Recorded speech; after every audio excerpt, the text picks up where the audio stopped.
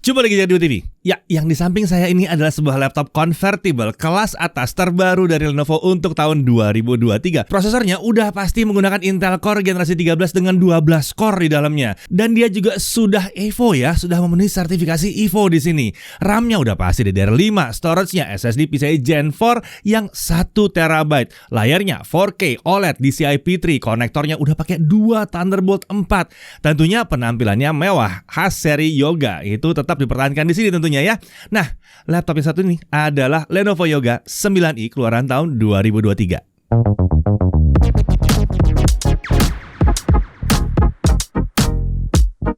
Oke, menggunakan nama Yoga tentunya yang satu ini adalah laptop kelas atas untuk laptop kelas yang tipis ringan dari Lenovo. Dan yang satu ini adalah versi yang convertible. Oke, kita lihat dulu spesifikasinya ya. Untuk prosesor dia pakai Intel Core i7 1360p. Jadi ini jelas ya generasi ke-13. Fabrikasinya Intel 7, base powernya 28 watt. Ya, bukan 15 karena ini yang seri P ya.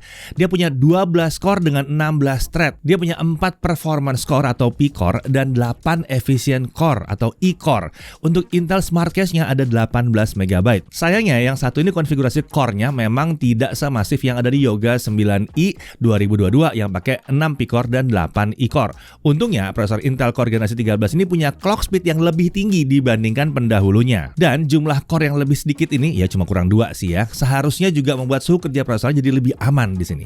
Nah, untuk integrated graphics dia pakai Intel Iris Xe graphics dengan 96 execution unit. Integrated graphics ini juga punya clock speed yang lebih tinggi dibandingkan prosesor pendahulunya. Oke, untuk memori atau RAM dia pakai 16 GB LPDDR5 5200 MHz dual channel 128 bit. Ini RAM onboard ya, jadi nggak bisa di-upgrade. Tapi 16 GB udah lumayan lah. Untuk storage langsung pakai 1 TB SSD M.2 NVMe PCIe Gen 4x4. Untuk wireless connectivity-nya dia pakai modul Intel Wi-Fi 6E AX211 yang udah support Wi-Fi 6E tentunya, gigabit Wi-Fi dan Bluetooth-nya versi 5.3. Kapasitas baterai di sini besar, 75 Wh. Luar biasa ya. Operating system dia pakai Windows 11. Nah, untuk body form factor-nya tentunya ini ada 2-in-1 convertible. Ya, tipenya convertible, bukan yang bisa dicabut ya, yang bisa diputar. Jadi laptop ini bisa berubah jadi tablet dengan memutar layarnya 360 derajat. Tentunya tersedia juga mode penggunaan lain seperti tent mode bisa atau stand mode juga bisa. Menariknya dengan tent mode atau mode tenda ini ya, laptop jadi relatif aman digunakan di atas permukaan yang empuk seperti mau di atas sofa atau di atas kasur, bisa, nggak ada masalah. Laptop ini menggunakan material dari bahan aluminium ya. Laptop ini juga sudah melalui 21 jenis uji ketahanan military standar 810H. Jadi terjamin durabilitasnya. Untuk warna ini namanya oatmeal katanya ya. Nah, untuk desain penampilannya ternyata identik ya dengan Lenovo Yoga 9i sebelumnya yang keluar tahun 2022. Bentuk dan lekukan bodinya tidak mengalami perubahan nyaris sama sekali. Pinggiran bodi yang membulat atau comfort edge design itu juga dipertahankan di sini yang membuat laptop ini jadi lebih nyaman dipegang terutama saat jadi tablet. Nah, walaupun bentuknya sama tapi kan tetap aja desainnya berkelas sekali di sini. Nah, untuk ukuran panjangnya 31,8 cm, lebar 23 cm dan ketebalan hanya 1,52 cm.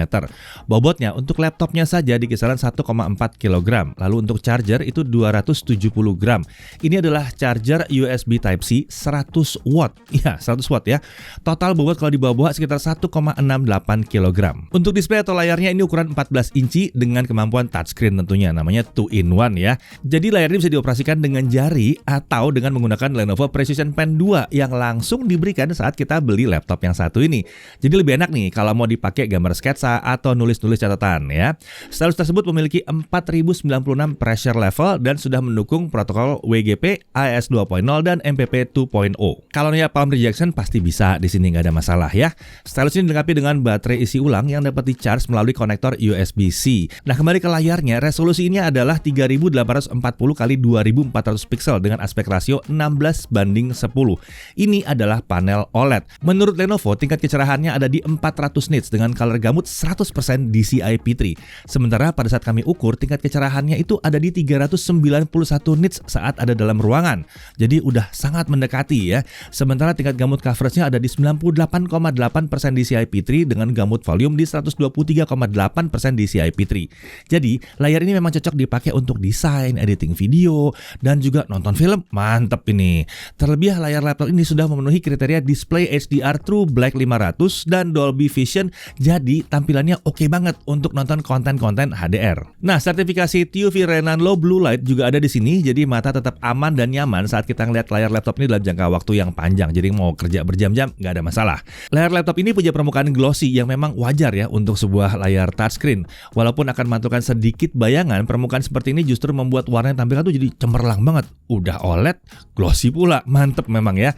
Bingkai layar juga sudah menggunakan desain yang tipis di ketiga sisinya. Desain seperti ini membuat tingkat screen to body ratio mencapai 91%. Pada bagian tengah bingkai atas ini juga ada semacam notch nih, memudahkan pengguna untuk membuka layar dan sekaligus dia jadi tempat untuk modul kamera. Nah, untuk kameranya, laptop ini dilengkapi dengan kamera inframerah 1080p 30fps dengan sensor time of flight dan ambient light. Tentunya dengan kamera tersebut membuat laptop ini punya kemampuan unik seperti zero touch login, zero touch lock, dan zero touch video playback. Kamera tersebut dipadukan dengan dua buah mikrofon pada sisi kanan dan kirinya yang memiliki kemampuan noise cancellation. Nah, untuk kemampuan kamera dan mikrofonnya kurang lebih seperti ini.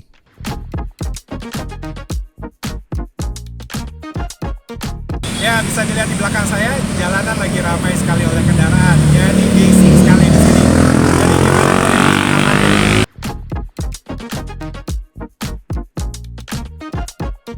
Ya, bisa dilihat di belakang saya, jalanan lagi ramai sekali oleh kendaraan. Jadi bising sekali di sini. Jadi gimana kualitas rekamannya? Ya, rekaman ini dibuat dengan menggunakan kamera dan mikrofon yang ada di laptop Lenovo Yoga 9i keluaran tahun 2023. Jadi gimana kualitas rekamannya? Oke, dari sisi audionya, laptop ini dilengkapi dengan solusi audio dari Bowers & Wilkins dan telah mendukung teknologi Dolby Atmos. Jumlah speakernya bukan 2 ya, ada 4 speaker di sini. 2 unit tweeter ada di engsel layar atau di rotating soundbar yang mengarah langsung ke pengguna saat di mode laptop. Sementara itu 2 unit woofer ditempatkan di bawah area palm rest dengan arah ke bawah alas laptop dan sisi kanan kiri secara vertikal.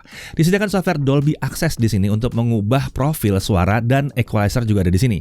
Untuk suaranya nih oke banget. Ini udah lantang, rapi, jernih, dan depth-nya atau kedalamannya cukup baik. Sesuai dengan statusnya sebagai laptop yang tipis kelas atas dari Lenovo lah nih ya. Oke, sekarang kita lihat konektor dan tombolnya. Di kiri ada satu USB 3.2 Gen 2 yang 10 Gbps. Lalu ada 2 Thunderbolt 4 yang mendukung USB 4 ya, Power Delivery 3.0 dan DisplayPort 1.4. Tentunya dia bisa pakai perangkat Thunderbolt seperti external GPU, external SSD, Thunderbolt docking, dan masih banyak lagi. Di sisi kanan ada tombol power, ada satu USB-C 3.2 Gen 2 10 Gbps yang udah support Power Delivery 3.0 dan DisplayPort juga 1.4.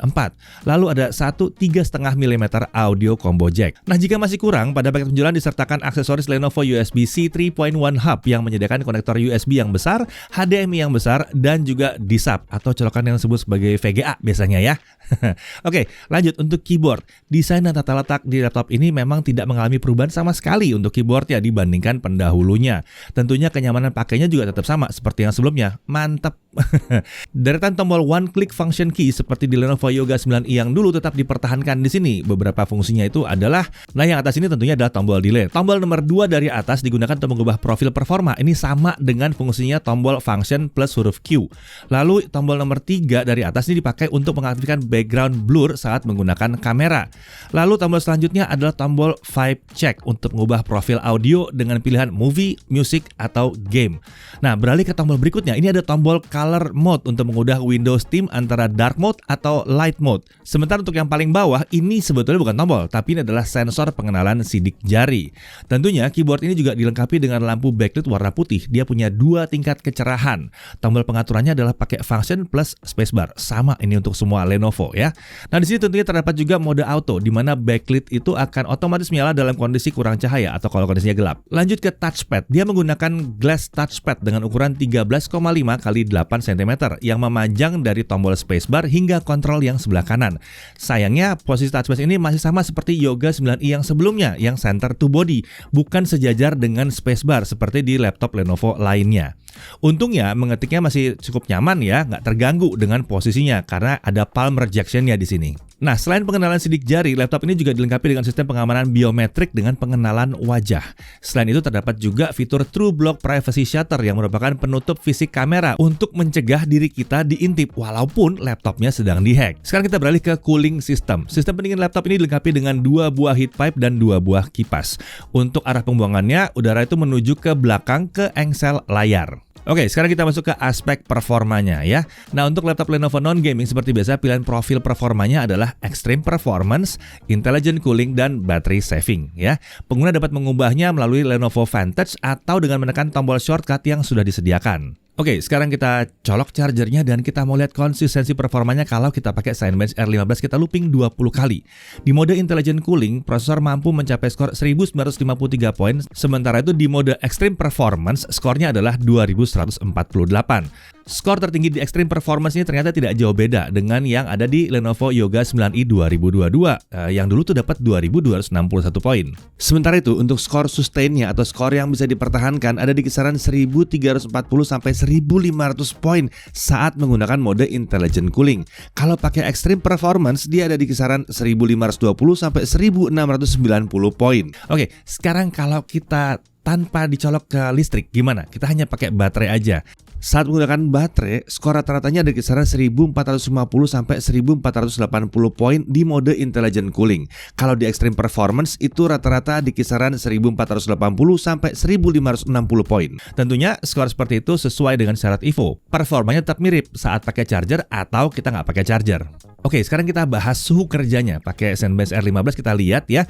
Saat menggunakan mode Intelligent Cooling, suhu prosesor itu sempat naik ke 92 derajat Celcius di awal pengujian. Tapi lalu dia akhirnya ditahan di bawah 70 derajat Celcius. Sementara di mode Extreme Performance, suhu prosesor itu sempat naik ke 96 derajat Celcius di awal pengujian aja. Tapi lalu turun dan ditahan di kisaran 68 sampai 74 derajat Celcius. Jadi di sini terlihat aman ya. Nah, kalau pakai Blender gimana? Kita langsung coba aja ya, langsung pakai Blender ya. Software 3D rendering ini ya. Dengan CPU rendering kita bisa lihat semua selesai dalam waktu 3 menit 47 detik. Kalau untuk GPU rendering pakai external GPU ya, kan kita bisa pasang external GPU di sini. Kita pasang RTX 2080 Super dan ini semua selesai dalam waktu hanya 23 detik saja. Nah, untuk suhu kerja prosesornya di CPU rendering di mode Extreme Performance, suhu prosesor sempat menyentuh angka 97 derajat Celcius di awal pengujian aja. Lalu langsung diturunkan ke kisaran 69 sampai 75 derajat Celcius. Jadi aman. Sementara itu kalau kita pakai external GPU, prosesor tuh hanya 70 derajat Celcius atau bahkan di bawahnya. Kita lanjut ke video editing. Softwarenya Premiere Pro 2023. Kita coba dulu dengan video 4K 60 yang 2 menit 7 detik ya. Dengan software only semua selesai dalam waktu 11 menit 26 detik. Kalau kita pakai GPU Acceleration OpenCL, ini berarti pakai integrated GPU-nya ya. Selesai dalam waktu 6 menit 12 detik.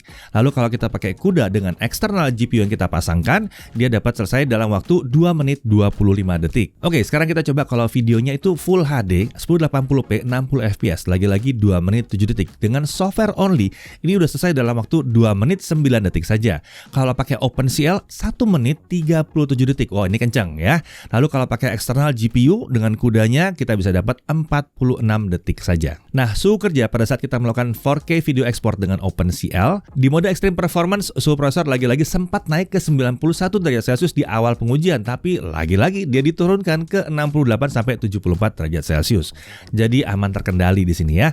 Oke, sekarang kita lanjut ke DaVinci Resolve. Software video editing kelas profesional tapi kita pakai versi gratisnya ya. Untuk video 4K 60 yang sama dengan yang tadi tanpa eksternal GPU, dia selesai dalam waktu 12 menit 22 detik. Sementara kalau kita pakai eksternal GPU, ini selesai dalam waktu 4 menit 55 detik. Kalau videonya adalah Full HD 60 fps tanpa eksternal GPU, ini selesai dalam waktu 3 menit 24 detik. Dengan eksternal GPU 1 menit 20 detik saja. Sementara itu suhu kerjanya di Extreme Performance tanpa eksternal GPU ya, rata-rata itu ada di kisaran 66 sampai 75 derajat Celcius. Walaupun di awal dia sempat lompat sebentar ke 95 derajat Celcius. Jadi kelihatan ya, diizinkan lompat sebentar lalu ditahan supaya aman suhunya. Oke, sekarang kita lanjut gaming. Ya, ini bukan laptop gaming tapi kita tes gaming. Nggak apa-apa ya, kita tes gaming pakai integrated graphics-nya. Kita mulai mulai dari Dota 2 di 1200p. Settingan jadi fastest, render scale di 100%, scene berat di kisaran 45-55 fps, sementara scene yang ringan 100-110 fps. Lanjut ke CSGO, 1200p low. Di sini kita bisa dapat 80-140 fps. Lumayan ya. Untuk Genshin Impact 1200p juga, lowest render scale masih di 1 di sini ya. Rata-ratanya ada di 60 fps, walaupun kadang-kadang dia bisa turun sedikit ke 55 fps. Untuk Valorant 1200p low, kita bisa dapat 110-170 frame per second. Oh, cukup mantap di sini. Lalu untuk GTA 5 1200p normal, tessellation di off, kita bisa dapat 65-85 fps. Nah, pada saat game ini dimainkan selama 30 menit, kita bisa lihat bahwa di mode extreme performance, suhu prosesor itu bisa ditahan di kisaran 67-71 derajat Celcius saja. Sementara itu untuk suhu permukaan kita bisa lihat bahwa area keyboard paling panas ditemukan di sekitar tombol O dengan suhu di kisaran 40-41 derajat Celcius. Untuk tombol lainnya itu aman di bawah 40 derajat Celcius. Sementara untuk area sekitar keyboard itu suhu paling tinggi di kisaran 45-46 derajat Celcius di dekat lubang ventilasi kanan. Tentunya suhu area palm rest dan touchpad itu aman di bawah 35 derajat Celcius. Oke, tadi kan ada eksternal GPU. Kita tancap dan kita coba lagi gaming dengan eksternal GPU RTX 2080 ya. Assassin's Creed Valhalla 1200p high 60-75 fps. God of War 1200p high, DLSS-nya kita taruh di quality. Masih bisa dapat 65-80 fps. Shadow of the Tomb Raider 1200p lagi high, ray tracing-nya high juga, DLSS-nya di quality juga ya. 60-90 fps. Jadi mantap sih kalau punya GPU di sini ya. Lanjut untuk storage test. Dengan Crystal D Smart kita dapat bahwa kecepatan bacanya adalah 7002 MB per second dan kecepatan tulisnya di 4949 MB per second. Nah, ini memang performa yang kita harapkan dari sebuah SSD PCIe Gen 4 yang ukurannya 1 TB. Kecepatan bacanya itu dekat-dekat dengan 7000 MB per second. Oke, sekarang mari kita uji daya tahan baterainya. Nah, untuk pengujian ini kita mengatur tingkat brightness-nya sedekat mungkin ke nilai 150 nits dengan mode intelligent cooling. Volume suara ada di 25% dan setting layar di 4K. Untuk 1080p video playback itu baterai baru habis di 10 jam 36 menit. Jadi ini sesuai dengan syaratnya Evo ya, minimal 9,5 jam. Tapi itu syaratnya pakai layar Full HD. Ini pakai layar 4K ya. Nah, sementara untuk kecepatan chargingnya kurang lebih seperti ini.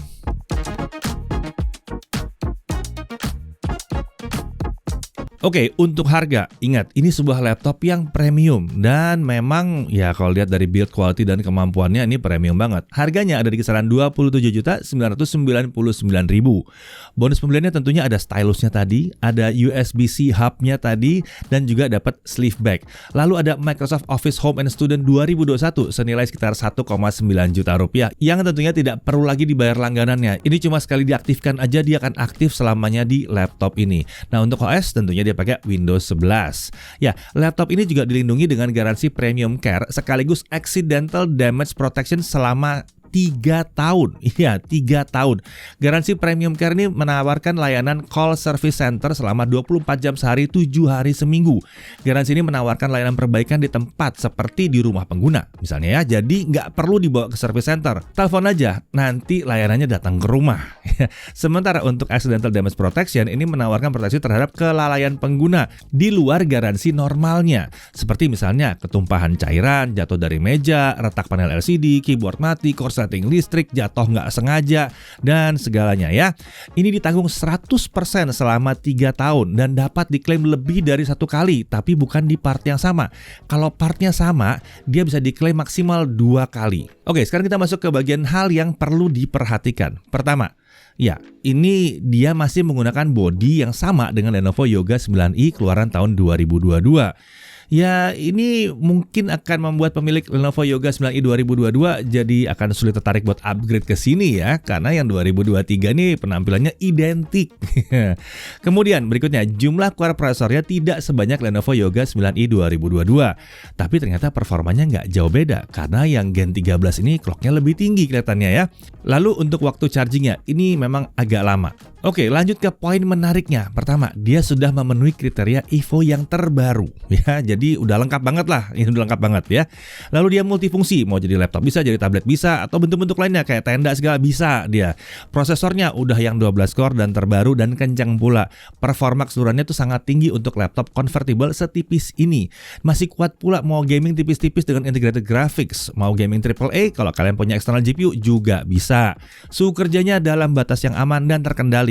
RAM udah langsung DDR5 langsung dual channel.